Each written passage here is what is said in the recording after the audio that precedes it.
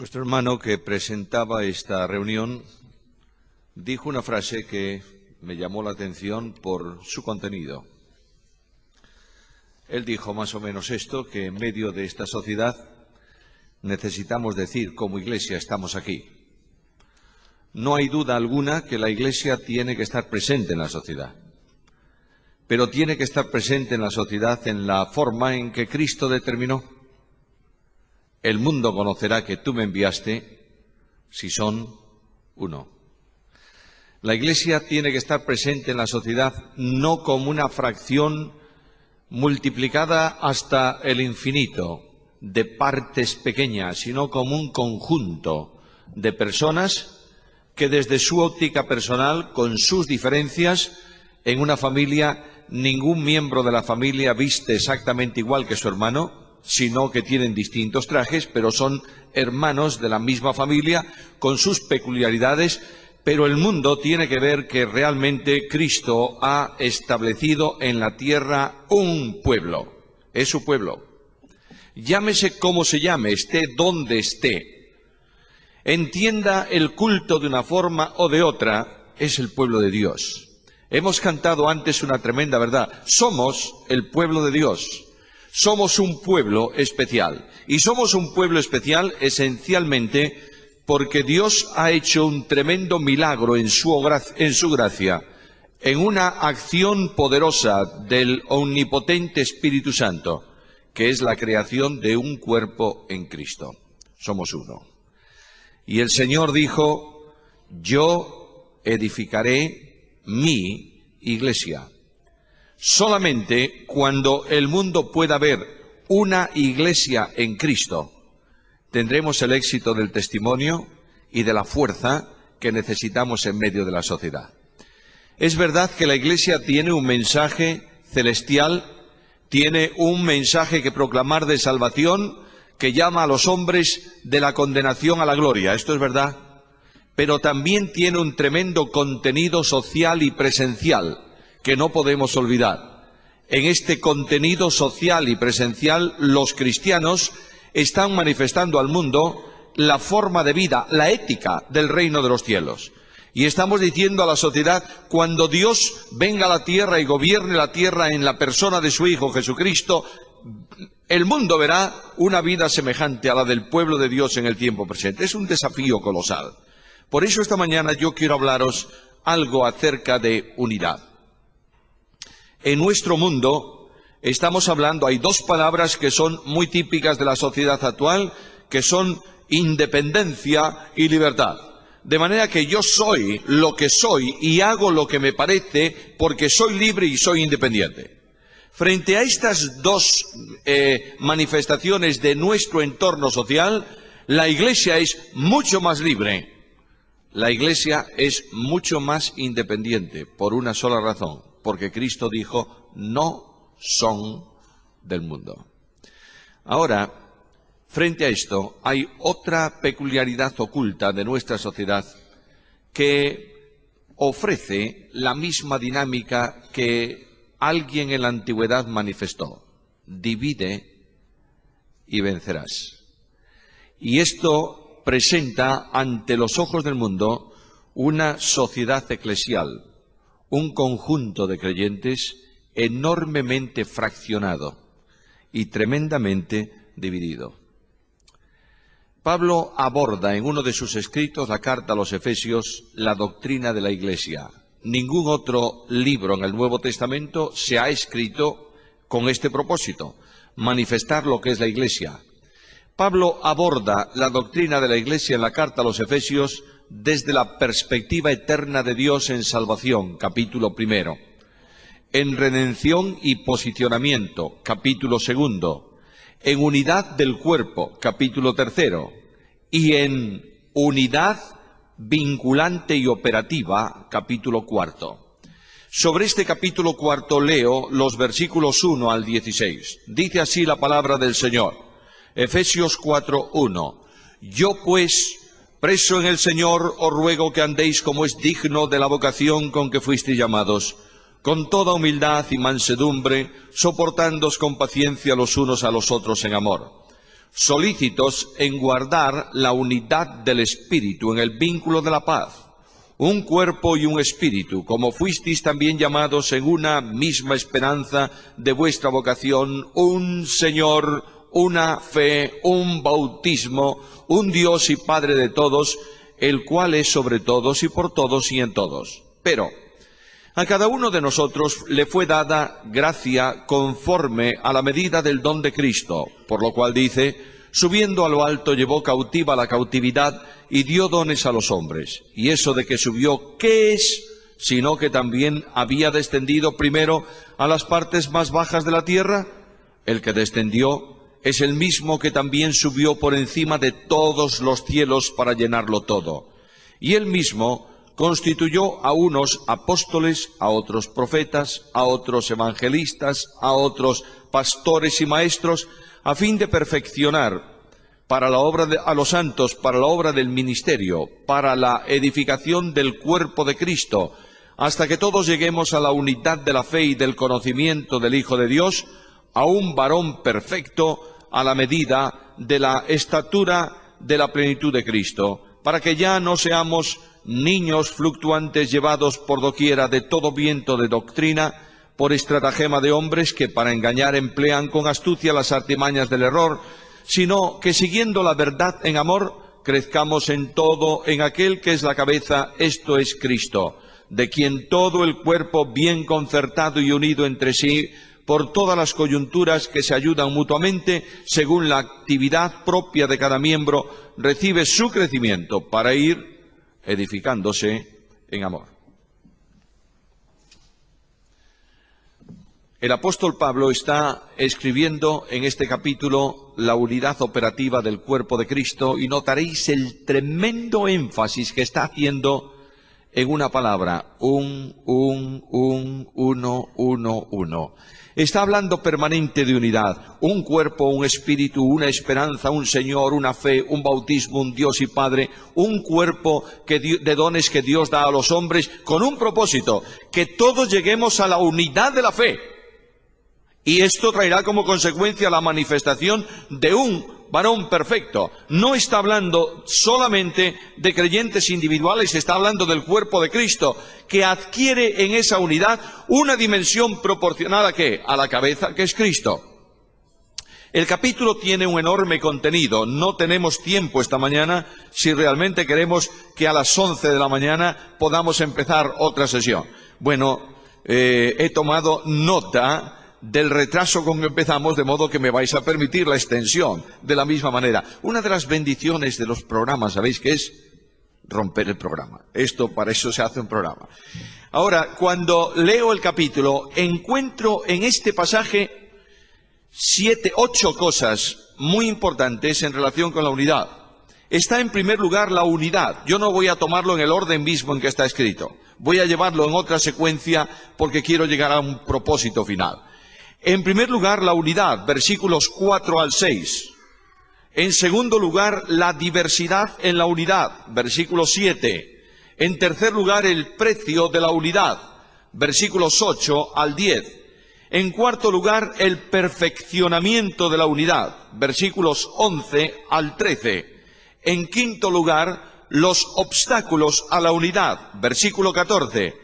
En sexto lugar, la dinámica de la unidad, versículos 15 y 16. En séptimo lugar, el mantenimiento de la unidad, versículos 1 y 2. Y finalmente, el requerimiento de la unidad, versículo 3. Primeramente, la unidad. Notaréis que este Dios, que tiene un propósito esencial, que es la formación de un cuerpo en Cristo, la constitución, edificación, crecimiento, desarrollo de una sola iglesia, la iglesia de Cristo, el Señor afirmó de forma categórica: yo edificaré no la iglesia ni una iglesia, yo edificaré mi iglesia. Cuando Cristo oró a su Padre, dijo: Padre, te voy a pedir algo, que estos sean uno, como tú, oh Padre, en mí y yo en ti, la misma unidad sea la de ellos. Queridos hermanos, sorprenden estas palabras. Dios ha tenido un pueblo en la tierra siempre. Nunca el soberano Dios ha dejado de tener pueblo. En todas las dispensaciones a lo largo de la historia de la humanidad, Dios ha tenido un pueblo y ha reinado sobre ese pueblo. A pesar de que algunas personas piensan que el reino de los cielos o el reino de Dios es solamente una cuestión futura del reino milenial de Jesucristo, Dios reinó siempre porque es soberano. Nunca ha dejado de tener trono, nunca ha dejado de sentarse en el trono, por tanto nunca ha dejado de reinar. ¿Sobre quién? ¿Sobre ángeles? No, en relación con la tierra, no sobre ángeles, sino sobre hombres. Ya desde el principio comienza la línea del pueblo de Dios en Set, en donde los hombres empiezan a llamarse como de Jehová, a proclamar que ellos son propiedad de Dios y son el pueblo de Dios. Y a lo largo de la historia, el pueblo de Dios se ha manifestado y Dios ha tenido un pueblo en la tierra. Pero nunca un pueblo unido, como el que Cristo tiene en su mente y en su propósito. Siempre ha habido tremendas fracciones en el pueblo de Dios.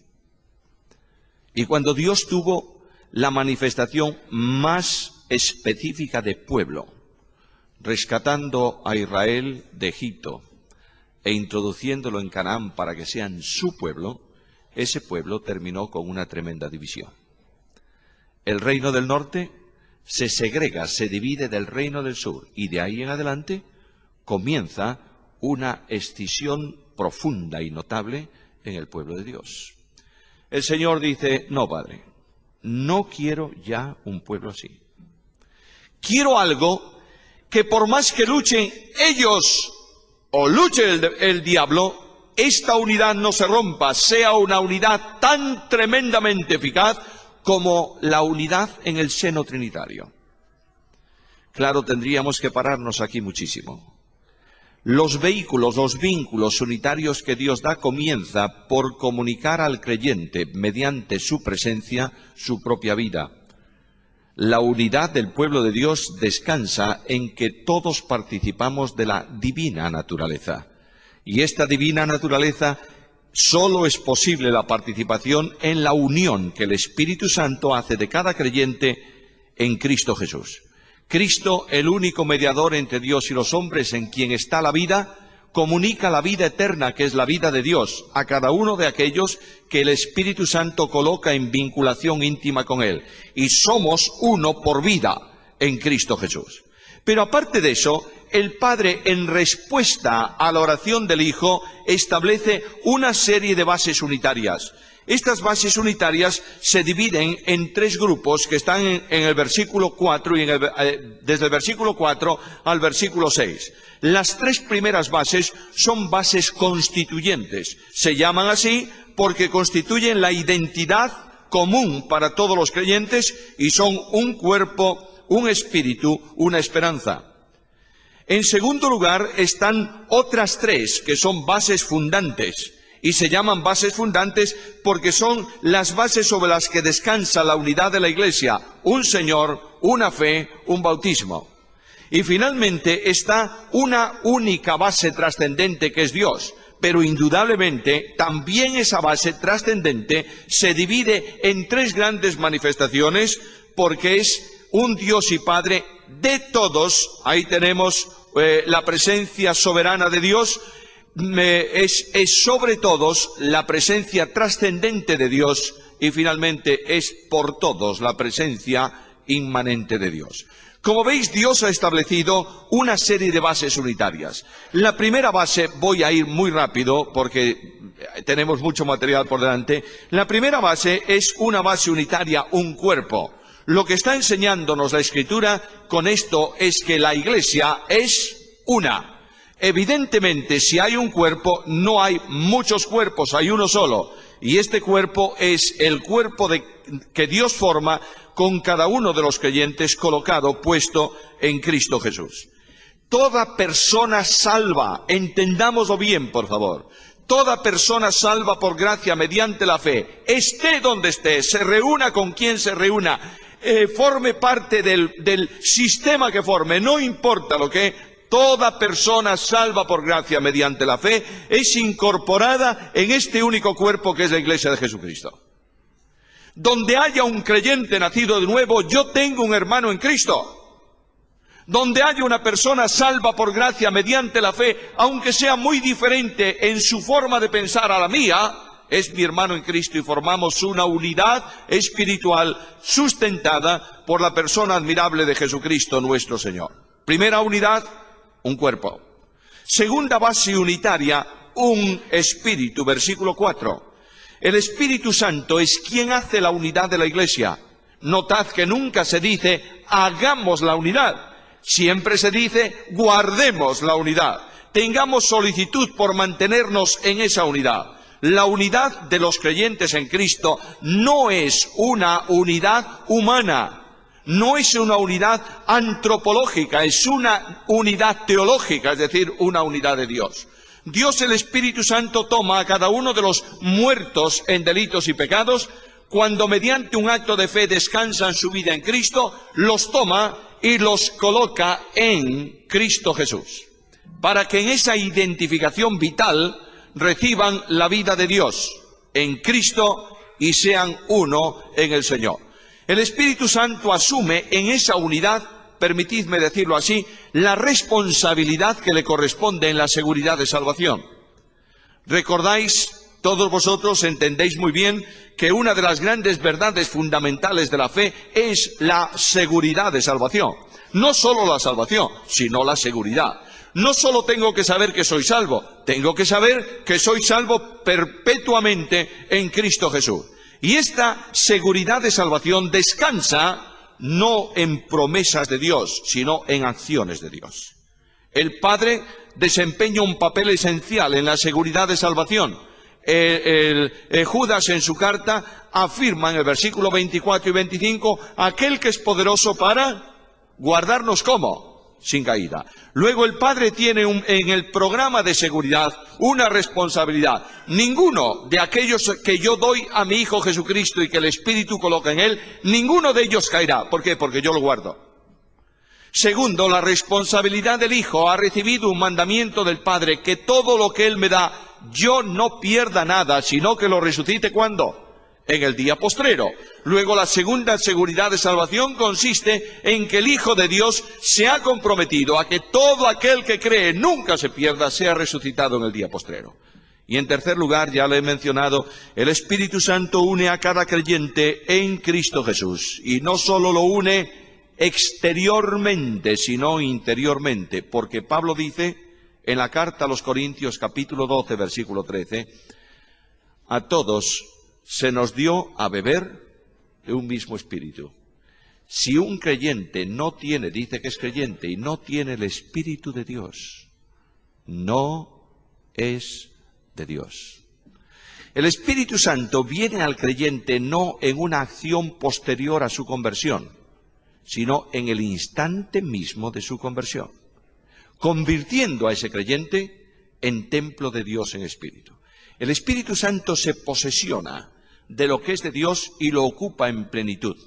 Nosotros a veces lo limitamos, a veces encerramos en nuestra experiencia humana al Espíritu Santo en un pequeño rincón de nuestra condición natural de hombres y le decimos, estate ahí tranquilo y no intervengas para nada en mi vida, el resto de mi vida la manejo yo. Bueno, esto es una calamidad espiritual, pero Dios tiene un propósito, que vivamos en la plenitud del Espíritu, de modo que el Espíritu Santo se haga realidad y no solamente forme la unidad o la lleve a cabo, sino que la experimentemos cada uno de nosotros en nuestra vida cotidiana por la acción del Espíritu Santo. Tercera base de la unidad, una esperanza.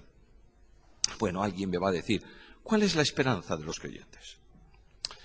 Bien, algunos piensan que la esperanza de los creyentes es lo que esperamos en el futuro. ¿Qué esperamos en el futuro? Lo voy a resumir muy sencillamente. Calles de oro, puertas de perla y cantar eternamente alabanzas al Señor. ¿Es esa la esperanza? Más o menos. Y claro, la segunda cuestión, decimos, bueno, ya esperamos el cielo. ¿Cuándo? Otro problema. Algunos creen que la iglesia va a ser arrebatada antes de la tribulación, yo también. Otros piensan que la iglesia va a ser arrebatada en la mitad de la tribulación, se van a perder 3 años y medio. Otros piensan que la iglesia va a ser arrebatada al final de la tribulación, estos perderán 7 años, pero no los perderán porque seremos arrebatados todos juntos. Y algunos piensan que la Iglesia no va a haber nada de eso, ni va a haber milenio, sino que al final de todos los tiempos, cuando Dios cree cielos nuevos y tierra nueva, habrá una sola resurrección, los justos al cielo, los injustos al infierno. ¡Qué diferencia de esperanza! ¿Cómo dice Pablo aquí una esperanza? Bueno, porque la esperanza no es lo que yo espero ni lo que yo creo, sino lo que yo vivo. Y Pablo dice, Cristo es en vosotros, ¿qué? Esperanza de gloria. Luego, la esperanza común de todos los creyentes no tiene tanto que ver con interpretación doctrinal, sino con experiencia personal en Cristo Jesús. La base unitaria de la esperanza es también común para todos los creyentes. Cuarta base, un Señor. La Iglesia de Jesucristo no tiene muchos señores. La Iglesia de Cristo no tiene autoridades, a no ser 3, y son divinas. La Iglesia de Cristo tiene una autoridad de señorío que es Cristo Jesús, cabeza de la Iglesia.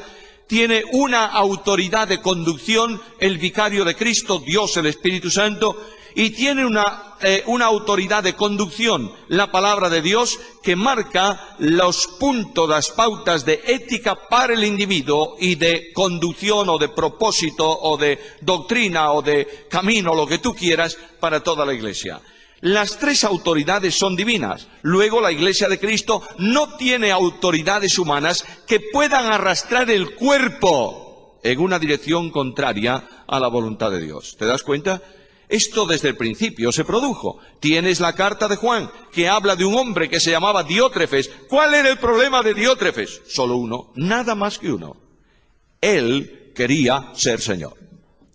Dice que él quería tener el primado, es decir, ocupar el puesto primero. ¿Y quién ocupa el puesto primero en la Iglesia? El Espíritu Santo y Cristo Jesús nuestro Señor y su palabra.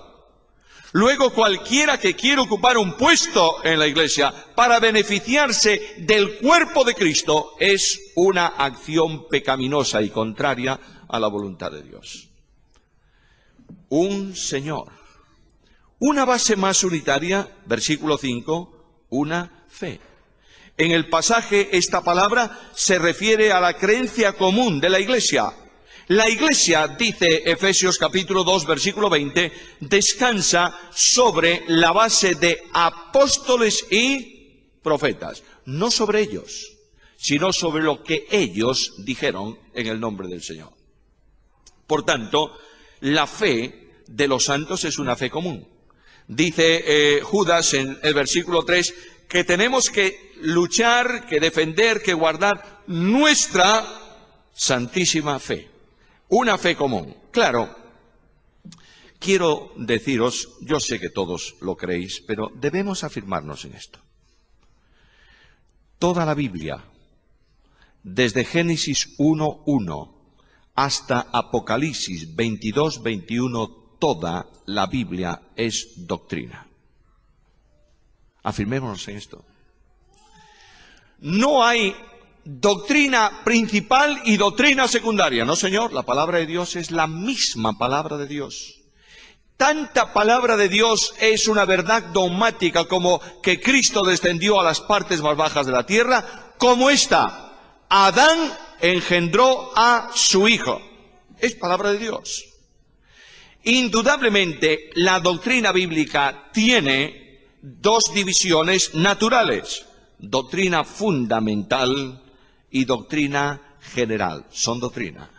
La diferencia esencial es que la doctrina fundamental tiene que ver con salvación, con seguridad, y no es cuestionable ni interpretable. Por ejemplo, si decimos que Jesucristo es el Verbo de Dios manifestado en carne, no hay vuelta de hoja.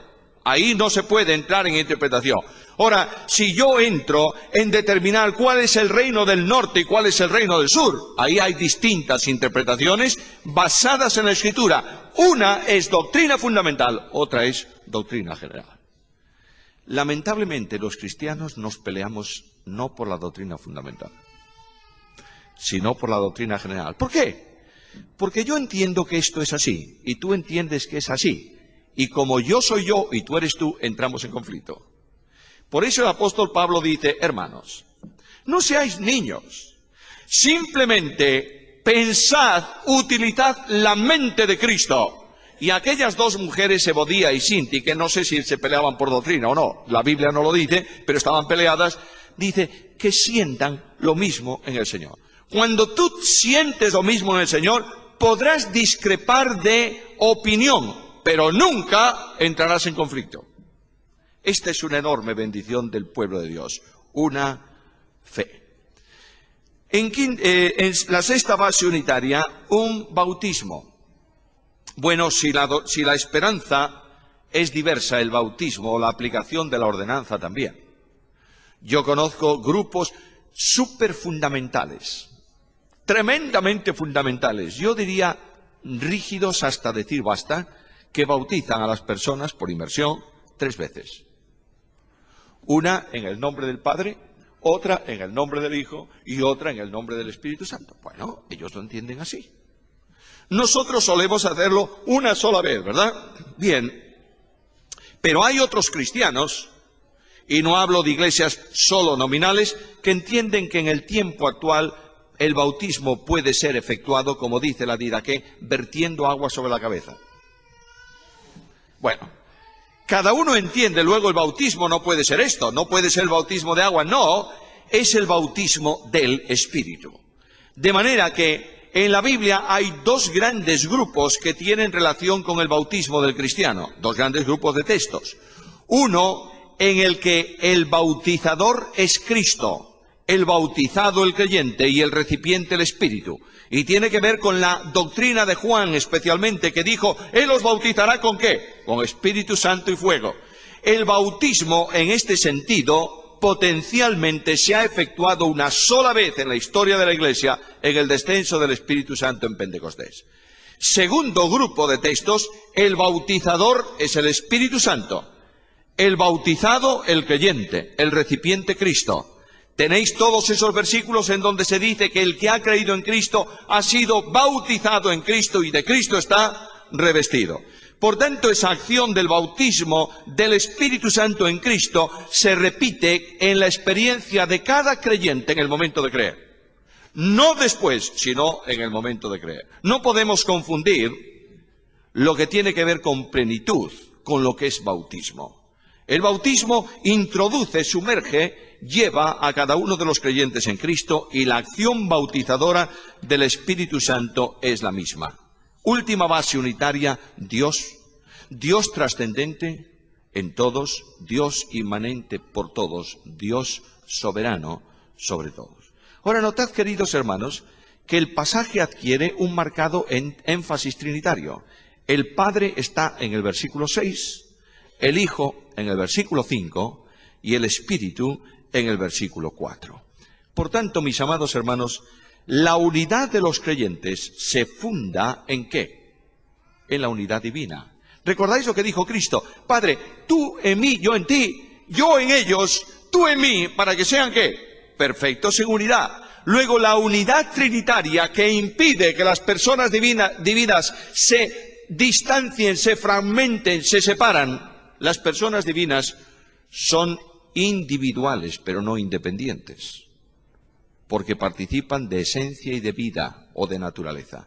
Esa unidad que nunca nadie puede distanciar ni quebrantar se traslada al creyente mediante la presencia del Padre, del Hijo y del Espíritu Santo en la vida del cristiano. Y Cristo dice, ya está, Padre. En razón de esto, ¿son qué? Son uno solo. Pero Pablo dice, mirad que este uno son muchos. Versículo 7. Pero a cada uno de nosotros le fue dada la gracia conforme a la medida del don. El creyente no es uno, no hay un cuerpo hecho por un miembro, si no, no sería un cuerpo. Imagínate tú, dice Pablo, escribiendo irónicamente, que si todo el cuerpo fuese oído, oreja, sería un tremendo orejón, pero no sería un cuerpo. El cuerpo está formado por una multitud de miembros diferentes. Así dice, a cada uno de estos miembros Dios le ha dado gracia, es decir, le ha dado dones. ¿Para qué? Para que cooperen en la unidad del cuerpo. Para que cada miembro deje de trabajar para sí y trabaje coordinadamente hacia los otros. para que todos sientan el problema de los demás y puedan gozarse con los que se gozan y llorar con los que lloran. Ningún creyente está sin dones y sin duda el cuerpo es una diversidad de dones. Ya vamos teniendo, yo sé que los tenéis, porque no estoy descubriendo doctrina, ni mucho menos. La doctrina no se descubre, está ahí siempre. Simplemente estoy recordándola. Ahora, Pablo dice, bueno, ya tenemos un cuerpo, qué fantástico, el propósito de Dios, unidad. Vamos a ver el precio de la unidad. Versículos 8 al 10. Por lo cual dice, subiendo a lo alto llevó cautiva la cautividad y dio dones a los hombres. El texto es un texto un tanto complejo. Potencialmente, toda la Iglesia está en Cristo desde el hecho redentor. Este Cristo vence como campeón victorioso, general victorioso, vence al ejército que tiene cautivos a la cautividad. Y él arranca de las manos de aquel que tiene cautivos a los hombres por pecado, arranca de sus manos a todo este cuerpo que el Padre le regala a lo largo del tiempo y potencialmente los toma y los lleva consigo. No existen, pero en el poder de Dios ya está la Iglesia en Cristo representada. Y después, a lo largo de la historia del cuerpo histórico de la Iglesia aquí abajo, Él va regalando ¿qué? No dones, sino hombres, mujeres, personas creyentes, dotados de dones. ¿Para qué? Para la funcionalidad de la Iglesia. Ahora, dice el apóstol Pablo inmediatamente algo muy importante. ¿Y eso de que subió? Es decir, el Señor subió a la gloria, sí. Entonces, necesariamente si subió, es que primero también descendió a las partes más bajas de la tierra. La teología tomista, de Edad Media especialmente, tomaron este versículo, lo mezclaron con otro de Pedro, hicieron o propusieron una situación que no tiene base ni sustento escritural. Además, esos dos versículos los unieron en razón de una mala interpretación del credo apostólico. El credo apostólico, signo de fe original en la Iglesia, dice, entre otras cosas, que creo en el Señor Jesucristo, que descendió a los infiernos. Y claro, dices tú, aquí está el texto, descendió a la parte más baja, es decir, el infierno está en el centro de la tierra. Mas Pedro dice que fue y predicó a los espíritus encarcelados, ya tenemos la historia. Primero, cuando Cristo muere, su parte espiritual ¿a dónde va? ¿A la tierra o al cielo? Padre, en tus manos encomiendo mi espíritu. ¿Qué es lo que quedó en la tumba? El cuerpo. ¿Se ha movido de la tumba? No, hasta la resurrección. Luego, ¿qué es lo que bajó al infierno de Cristo? Cuando el credo apostólico habla de infierno, está hablando de el resultado del pecado en toda su experiencia. ¿Lo pasó Cristo en la cruz? Naturalmente que sí. Esto es lo que el credo apostólico decía. Ahora, el descender a la parte más baja de la tierra significa que el Hijo Eterno de Dios bajó hasta ocupar el lugar más bajo del peor de los pecadores para hacer salvable a todos los hombres. La primera evidencia de ese descenso es que el primer hombre salvo en la historia de la cruz fue un ladrón. Para que nadie desespere de su condición, pero solo uno, para que nadie piense que el pecado es de poca importancia. De manera que Cristo desciende, y desciende, escúchalo por favor, desciende para gustar la muerte por todos. Y ese artículo determinado define no solo la muerte física, sino también la muerte espiritual. En la cruz del Calvario, Jesús el hombre es abandonado de Dios para que, cargando con mi pecado, interrumpida la comunión de Jesús con el Padre a causa no de su pecado, sino del mío, guste mi muerte espiritual. Y Cristo es restaurado, Jesús el hombre restaurado a la comunión con Dios antes de su muerte física, para que en todo sea semejante a los hermanos, modelo arquetipo de los hermanos. Querido mío, el versículo solo nos da para una reunión. Solo quiero decirte algo. Para que tú y yo seamos uno en Cristo, mi Señor y el tuyo, murió por ti y por mí en una cruz. Antes de pensar en un conflicto interno en la Iglesia, antes de pensar en un distanciamiento con uno de tus hermanos, no importa por qué causa, mira a la cruz. Y entiende que ese maravilloso y admirable eterno Dios en Cristo viene a mi encuentro. Jesús es Dios en encuentro. Y viene para hacer posible la unidad. ¿Cómo? Muriendo por mí en una cruz. Para que muriendo Él por mí yo pueda ser incorporado en gracia a este cuerpo y seamos uno en el Señor. Ahora el vencedor glorificado ocupa una posición de victoria. Está por encima ¿de qué? De todos los cielos.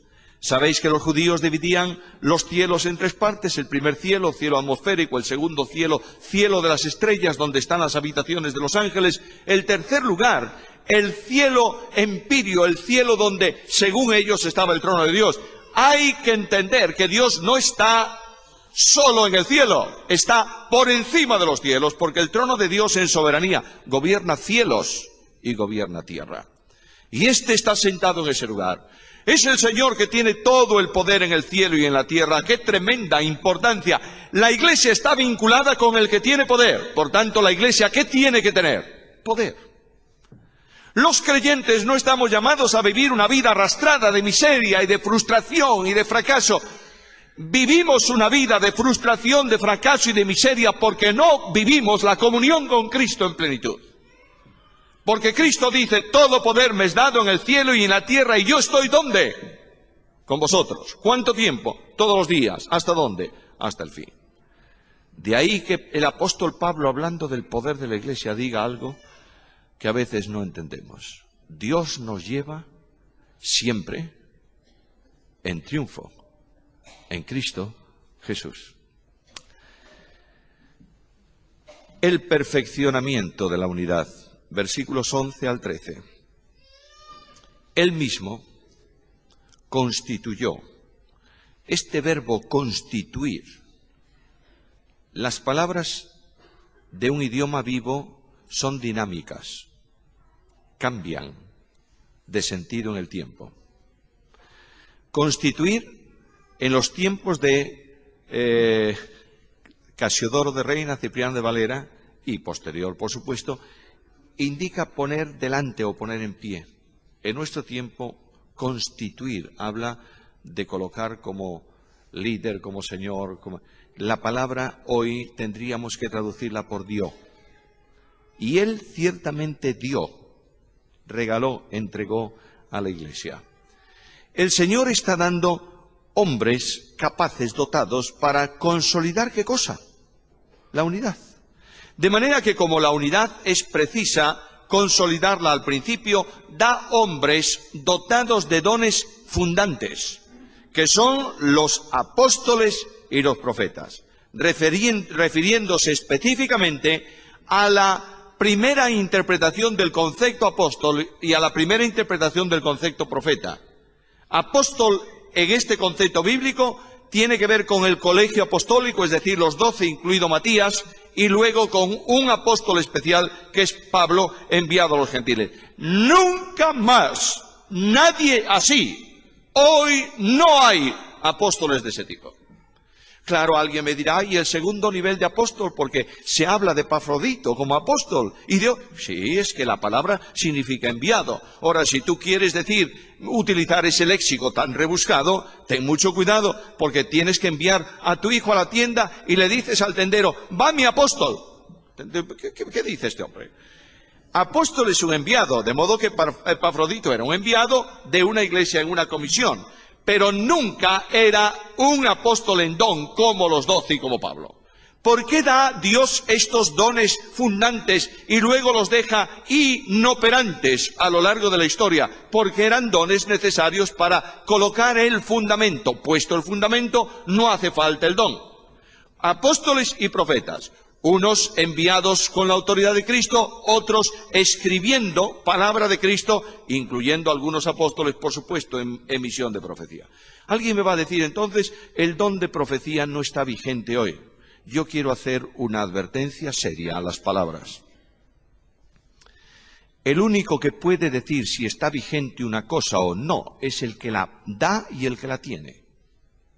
Luego, el único que puede decir si están vigentes los dones, ¿quién es? El Espíritu Santo. Ahora, yo observo los dones y puedo decir que están operativos o no operativos. Yo la vigencia se la dejo al Señor, no me peleo por eso. Lo que sí digo es que los dones operativos de apóstoles y profetas no están hoy. ¿Por qué? Porque no son necesarios. Segundo, los dones operativos consolidantes. Evangelistas, profetas y maestros. ¿Están operativos? Claro. ¿Por qué?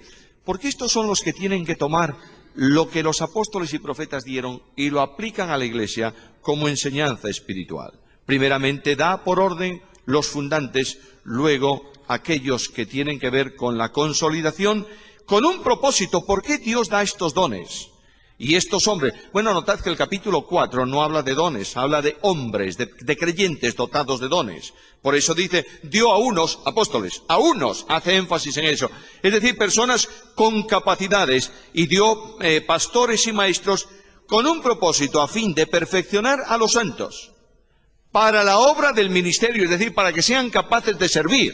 En la Iglesia no se puede servir de cualquier manera, hay que servir conforme al conocimiento que Dios da en su palabra para la edificación del cuerpo. Luego los dones, la capacitación de los creyentes por medio de la enseñanza, tiene un propósito que es que trabajen en la edificación de la Iglesia.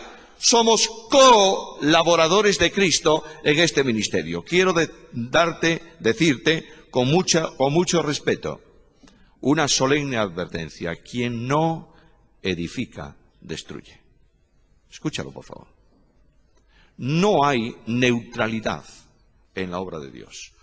O trabajas en la edificación y edificas, o te detienes y al no edificar destruyes, o lo que es más grave, derribas. Y eso sí que es un pecado contra el propósito de Dios.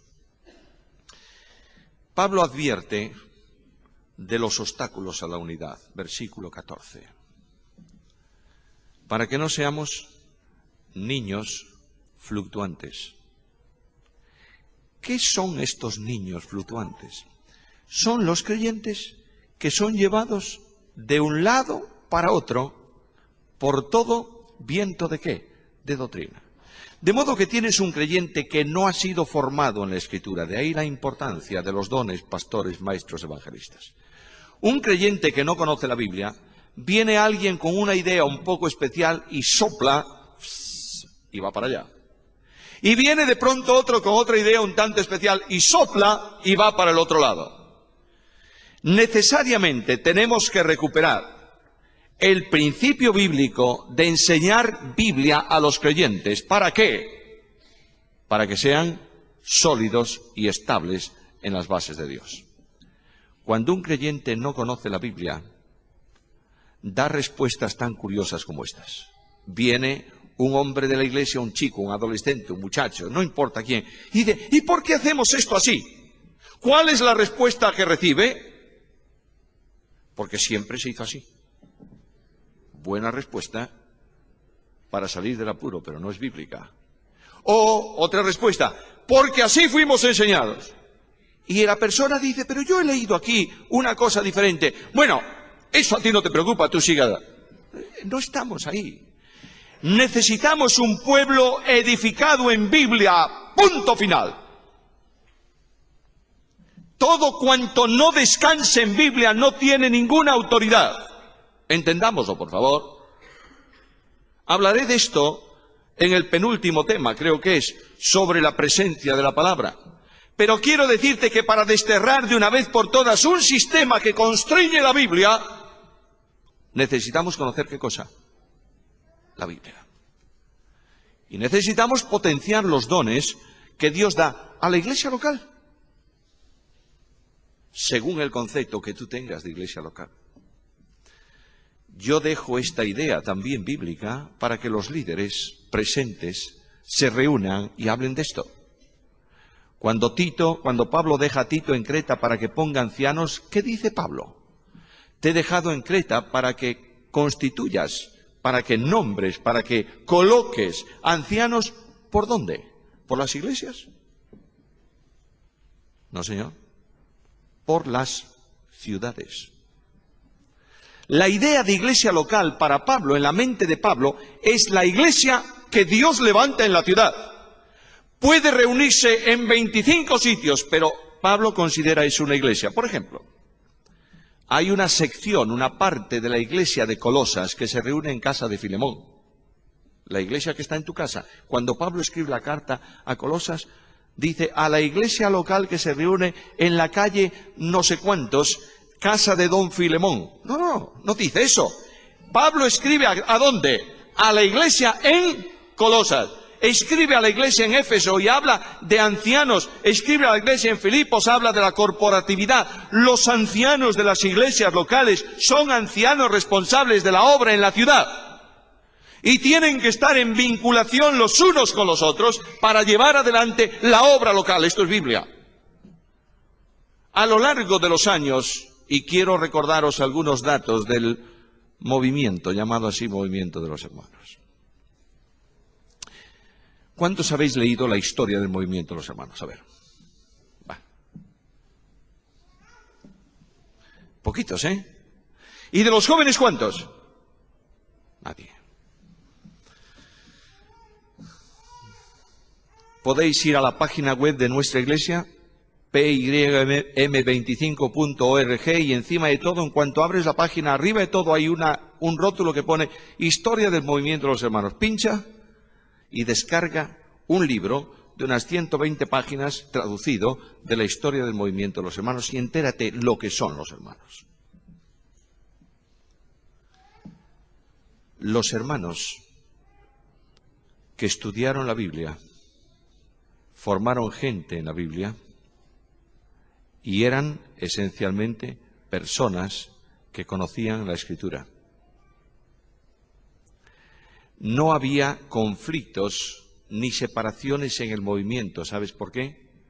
Porque no había un cartel en la puerta donde se congregaban que decía pentecostales fuera, metodistas fuera, anglicanos fuera. No. La pregunta fundamental de los hermanos en su origen era: ¿tú eres creyente en Cristo? Entra y siéntate conmigo ¿a qué? A partir pan. A lo largo del tiempo se ha introducido un tremendo, ¿cómo puedo calificarlo? Que se me entienda bien.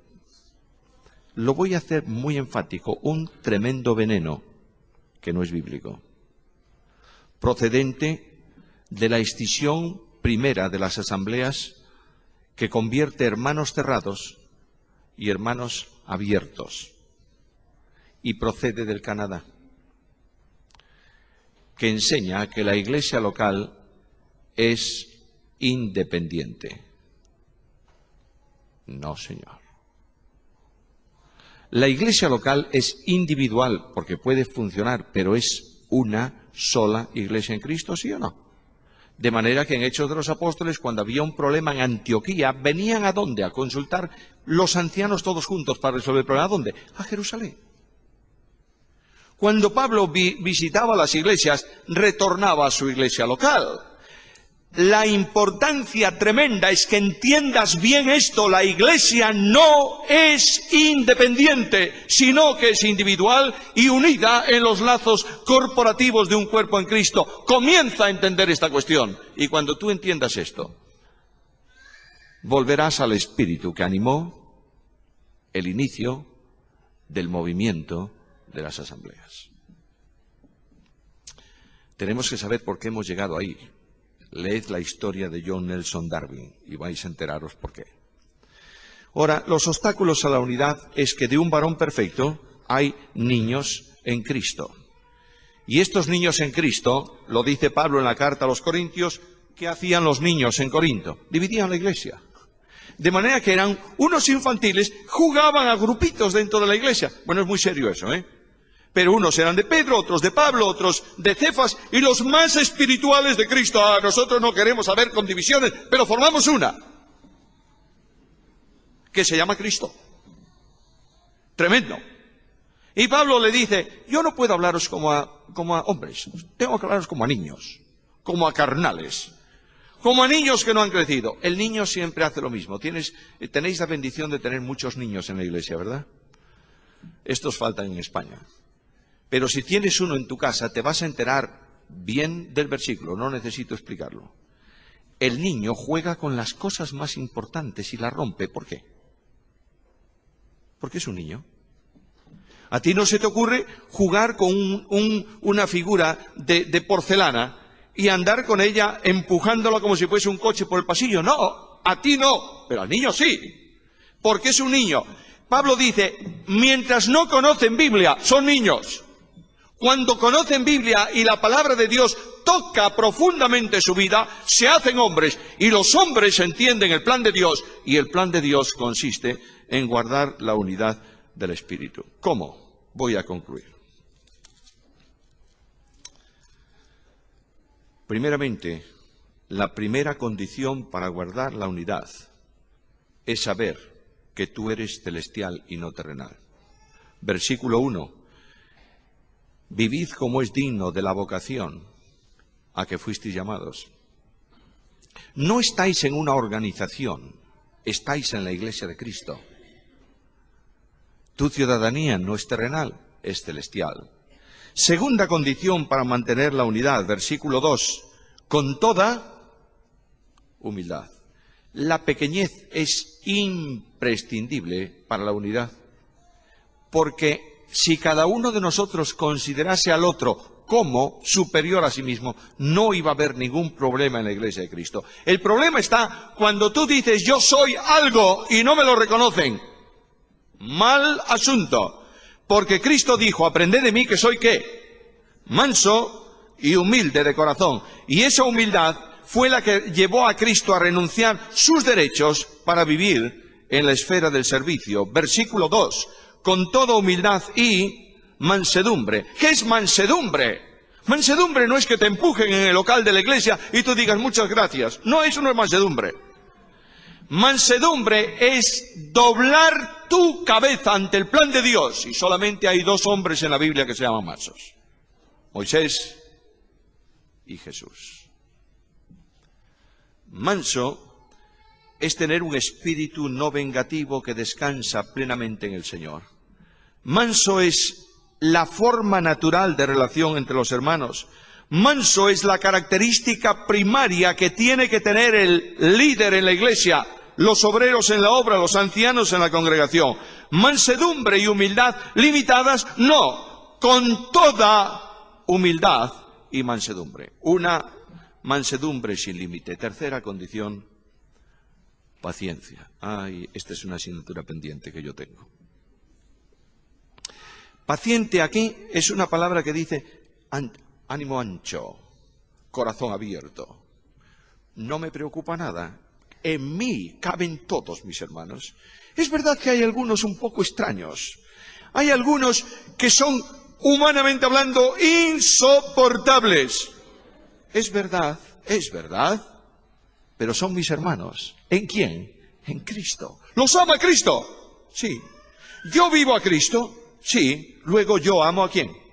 A mis hermanos. Incluso los insoportables. Peor, aquellos que se levantan contra tu ministerio y tratan de tumbarte y hacerte daño. Lo dice Pablo en su carta. Hay algunos que predican por contención, pensando añadir aflicción a mis prisiones. Pero yo oro por ellos, los amo. ¿Por qué? Porque son mis hermanos en Cristo. Y finalmente, en versículo 2, soportándoos con paciencia los unos a los otros en amor. El soportar con paciencia es aguantar. La idea que hay ahí es no solamente tener un ánimo ancho que no le importa nada, no le preocupa nada, no le hace daño nada, sino también la capacidad de poner el hombro debajo de la vida de tu hermano. ¿Para qué? Para ayudarle. Hermanos míos, en la Iglesia de Cristo necesitamos hombres y mujeres con talante restaurador. El hombre de Dios no se mide por su capacidad de reprender, sino por su capacidad de restaurar. No se llama espiritual al hombre que está dispuesto a la disciplina drástica y trágica. Este asunto ha hecho un daño un daño mayor que 1000 demonios sueltos contra la Iglesia a lo largo de los últimos años. Hay creyentes que están en el mundo porque se han disciplinado, no conforme a la Biblia, sino según el capricho de los líderes. Y esto es pecado. Es que tenemos que defender la santidad. Perdóname, lleva a los creyentes a la santidad se defiende sola. Enséñales lo que es ser santo. Además, el pueblo de Dios necesita hoy mucho más aliento que reprensión. Y decimos, es que si no reprendemos, no hay compromiso. Es que cuanto más reprendas, menos compromiso. ¿Sabes por qué? Porque psicológicamente tú pones una coraza. Si tú sabes que don fulano de tal, lo único que hace en el púlpito es agarrar el palo y pegar golpes a la iglesia, cuando tú entras en la iglesia te pones una coraza y te defiendes de ese ataque. Dios no me manda a mí golpear el rebaño de Dios, es suyo. Me manda llevar en mis hombros a las perniquebradas. ¿Qué diferencia? Y alguien me dice, esa idea tuya va a destruir el compromiso cristiano. ¿Crees eso? Pablo es el equivocado entonces. Porque Pablo dice, el amor de Cristo nos constriñe. Pensando esto, que si uno murió por todos, luego todos murieron. Y por todos murió. Para que los que viven, compromiso, no vivan para sí, sino para aquel que murió y resucitó con ellos. Pablo presenta la cruz y el creyente frente a la cruz adquiere compromiso. Y cuando Pablo habla de compromiso supremo, entregar el cuerpo en sacrificio, ¿qué dice? Hermanos, os ruego, ¿por qué? Por las misericordias de Dios. Oh, mis amados hermanos, la cruz ha desaparecido del púlpito de la Iglesia en el ministerio para creyentes. Si frente a la cruz no cambias, no hay nada en el cielo ni en la tierra que te haga cambiar. Por eso Mariano San León, aquel gran poeta español creyente, decía en uno de los versos de sus himnos, «Qué amor tan inmenso, Señor, en ti he visto. Qué amor me revela tu hondo sufrir. ¿Quién puede su vista posar en tu leño y luego, insensible, su ruta seguir? Oh, mi hermano amado, la Iglesia costó la sangre de Jesús. Ten mucho cuidado con ella, porque tengo un mandamiento. Solícitos en guardar la unidad del Espíritu en el vínculo de la paz». En alguna ocasión hablaba con una persona en España que se cree, o se creía, el defensor absoluto de la fe y de la ortodoxia. Y cuando tú te pones a pelear en ese campo, vas creciendo tú y disminuyendo los otros. Y en una ocasión, en una conferencia de líderes, dialogamos amistosamente los dos. Y él me reprochaba ciertas cosas y me decía, hay que defender la doctrina, si no nos separamos de los que tienen una doctrina incorrecta. Claro, había que preguntarle qué era la doctrina incorrecta para él. Déjalo. Esto, si no nos separamos de ellos, vamos a contaminarnos, es total. Yo le dije, pues perfecto, estoy contigo, dame la mano, vamos a hacerlo, ya ahora mismo. ¿Vamos a comenzar a defender doctrina? Sí, muy bien. Solícitos en guardar la unidad del Espíritu en el vínculo de la paz. Comencemos por eso. Y cuando hayamos superado esa asignatura, vamos a por la otra. Queridos, yo pido al Dios de gracia que nos haga sentir esta mañana la importancia de la unidad de la Iglesia. Y cuando esto se produzca en nuestra experiencia y vida, se cumplirá lo que dijo nuestro hermano. La sociedad dirá, ahí están los cristianos, ahí está la Iglesia de Cristo, a Él sea la gloria.